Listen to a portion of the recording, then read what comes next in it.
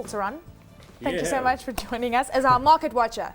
Leave your mad market hat aside. Sorry, behave. Top 40 index here behind us, mostly green and mostly within the industrial space. Interesting commodities are much lower today, resource stocks, mixed picture within the financial sector. Yeah, look, you described it earlier as a lackluster day, which I thought was unfortunate, but lots of movement underneath the surface in the last few days. I mean, was my description unfortunate or the market performance your unfortunate?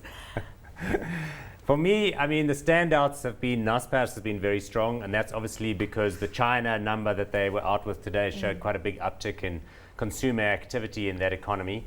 That's been feeding through. MTN's been quite strong. As you say, the commodity stock's a bit soft in recent days, but that continues to be a theme for me. I don't understand why that should be the case, because clearly with China growing as it is, you'd think that iron ore and copper and all these prices would be flying. Well, that's interesting because you're talking about the Chinese consumer. Naspers up 1.4%, and when I spoke of lackluster, let's just take a look at African Rainbow Minerals shedding 2.5% today. Kumba Iron Ore down 2.5%, Lonmin down 2.25%, and Harmony down 2.6%. Terrible. I can't believe people are selling those quality stocks. Okay, and I mean BHP also shedding 0.7%. We've got production numbers that are going to be released tomorrow. We're also waiting for Anglo American's numbers later this week. That stock down 0.7%. Look, the commodity prices, as you were discussing there, don't look so rosy. But for me, it's a bit of a discontinuity in the market. I know a lot of people are expecting a big China slowdown, and they took the fact that there was this 9.7 to 9.5 to 9.1, whatever it came through today, the world's second largest economy,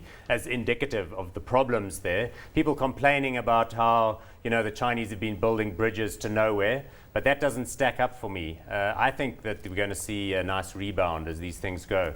But as far as today's moves are concerned, you're right, all the excitement also in the retailers. Yeah. That's interesting because, I mean, many people have been saying they think the retailers are all too far expensive.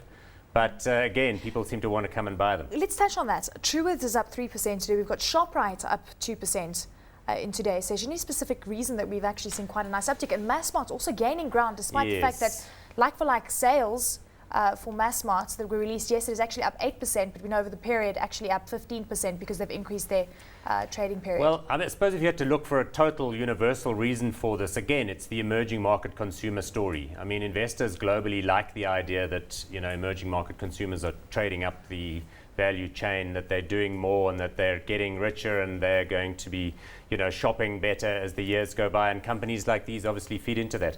But the one standout story we haven't covered yet is the Steinhoff proposed transaction. That's in the Aussie 40 as well. Quite a complex deal. PSG advising them on that. Looks as though they're shunting their industrial and their South African assets respectively into CAP, which is a bombed out small cap that owns the Bully Beef brand, and JD Group. So we're going to have to see how that pans out. And Steinhoff down 0.8%, so market not liking Lots that of news, volume, not much price movement. I think people are still trying to work out how the deal actually works. It's quite complicated. Okay, Paul, we're going to hit pause there. You can get your mad market hat now.